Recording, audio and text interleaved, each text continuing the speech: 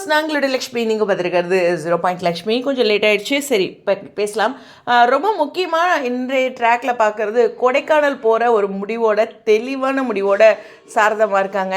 இங்கே வந்து நம்ம பண்ணதெல்லாம் போதும் அப்படிங்கிற ஒரு விஷயத்தில் கொடைக்கானலுக்கு, அதாவது அந்த சொந்த மண்ணிலே போய்க்கலாம் என்ன நடந்தாலும் சரி அப்படின்னு அந்த பெரியவங்களுக்கு இருக்கும். சின்னவங்க என்ன பண்ணுவோம், நம்ம இங்கே ஒரு வைராக்கியத்தோடு வந்தோம், அதை ட்ரை பண்ணுவோம், முயற்சி பண்ணுவோம் அப்படிங்கிறாங்க. இதில் குமரனுடைய அந்த நடிப்பு ரிலேட்டடாலாம் பேசவே இல்லை, இந்த பிரச்சனை ரிலேட்டடாகவே தான் அவங்களோட டாக்ஸ் இருக்குது. ஸோ இதில் ஒன்று சொல்லட்டுமா, இந்த பெரியவங்க வந்து இது மாதிரி கோவத்தில் இருந்தாங்கன்னு வச்சுக்கோங்க, நம்மளால் போய் அவங்கக்கிட்ட பேசவே முடியாது. சின்னவங்கக்கிட்ட கூட பேசி சமாதானப்படுத்திடலாம். சாரதாம்மா பாட்டி மாதிரி அந்த ஏஜில் இருக்க பர்சன்ஸ்கிட்ட பேசவே முடியாது. நிஜ வாழ்க்கையிலே பார்த்திங்கன்னா அவங்கள போய் அணுகவே முடியாது அந்த ஒரு கோவத்தில் இருக்கும்போது அப்படிங்கிறதான். அது அப்படியே காட்சிகளில் பார்த்த மாதிரி இருந்தது.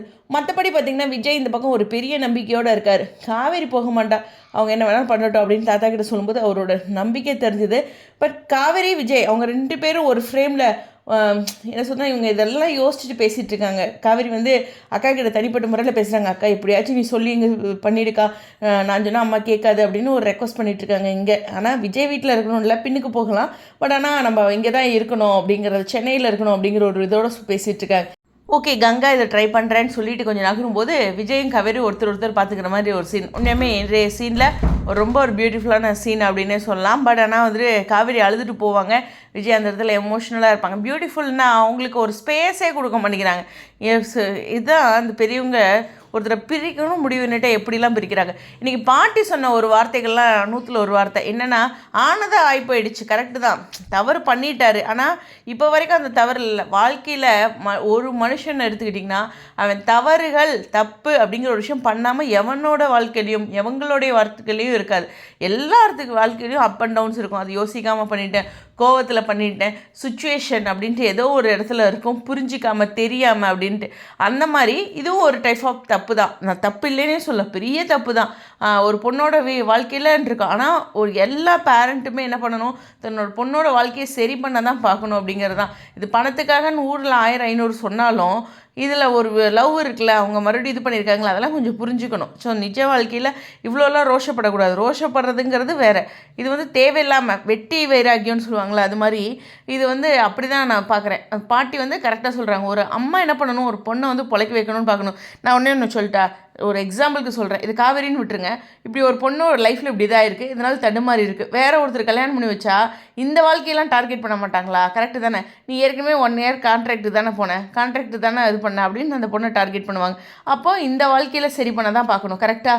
ஸோ இதில் அவர் திருந்தி வந்துட்டார். ஒரு மாப்பிள்ளை ஸ்தானத்தில் இருக்கவங்களுக்கு நம்ம கொஞ்சம் இம்பார்ட்டன்ஸ்லாம் கொடுக்கணும். நம்ம பிள்ளையை பொழைக்க வைக்கணும்ல. இது யதார்த்த வாழ்க்கைக்கு சொல்கிறேன். சீரியலில் அப்படி பொழைக்க வச்சா சீரியல் சீக்கிரம் போகாதுன்னு டேரக்டரு காவேரி எல்லாமே லைவில் சொல்லிட்டாங்க.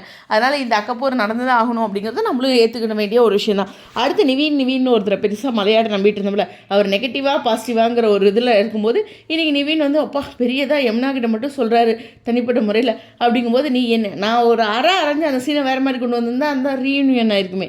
அவங்க தான் இப்படி ட்ராக்கை கொண்டு வந்தாங்கணுமே, நிவீனை கெட்டவனாக்கணும், குமரனை கெட்டவனாக்கணும், அப்புறம் அம்மாவையும் சில கேள்விகள் கேட்குற மாதிரி நடத்தணும் அப்படின்ட்டு.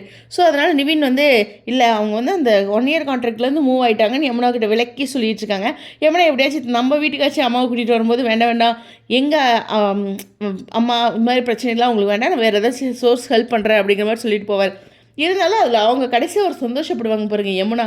அவங்க 2 பேத்துக்குள்ளே ஏதோ ஒரு பாசிட்டிவாக காட்டும்போது செம்ம கட்டுப்பாரு, சேர்த்து வச்ச பிள்ளைங்களை பிரித்து விட்டுட்டு இதுங்க லவ் பண்ணுதுங்களே அப்படின்ட்டு.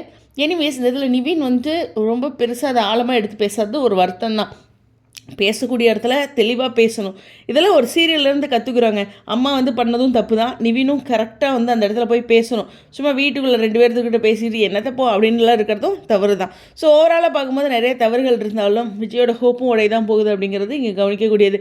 இருந்தாலும் காவேரி விஜய் பார்த்து ஏங்க அழுவணும் அப்படிங்கிற ஒரு விஷயம் தான். ஏன்னா அவங்க இப்போ ஃபேமிலியில் எல்லா விஷயம் தெரிஞ்சதுனால காவேரி எதுவும் பண்ண முடியல.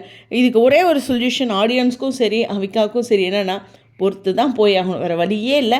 எல்லோரும் கோவத்தோட உச்சியில் இருக்காங்க ஒரு சில விஷயங்கள் தெரியும் போது. நிஜ வாழ்க்கையோட கதைக்கு வரலாம். இது மாதிரி ஒருத்தங்க கோபத்தோட உச்சியில் இருக்கும்போது நம்ம மறுபடியும் அவங்கள போய் பேசி சமாதானப்படுத்தி அப்படிங்கிறது நிச்சயமாக ஒர்க் ஆகாது. கொஞ்சம் பொறுமையாக கையாளணும் அப்படிங்கிற ஒரு விஷயம் மட்டும் நான் சொல்லிக்கிறேன். கொடைக்கானலுக்கு அனுப்பிச்சி வச்சிடறேன் அப்படின்ட்டு இந்த இடத்துல ராகினி இந்த அப்டேட்டை கொடுக்கும்போது அவங்க அப்பாவும் சித்தப்பா மாமனாரும் காரில் போயிட்டுருக்காங்க.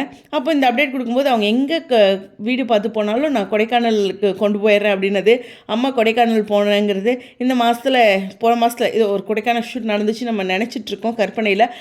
இதெல்லாம் பார்த்திங்கன்னா ஒரு இடத்துல நமக்கு குவிஞ்சு மறுபடியும் கேள்வியை ஏற்படுத்துது. ஓவராலாக இன்றைய எபிசோட் அப்படிங்கும்போது டிசப்பாயின்மெண்ட்டாக அதெல்லாம் நமக்கு சாதாரண விஷயம், அதுக்கு மேலே ஒன்றும் இல்லை அப்படிங்கிற ஒரு விஷயத்தை மட்டும் பதிவு பண்ணி இந்த வீடியோ வந்து விடைபெறேன். Stay tune.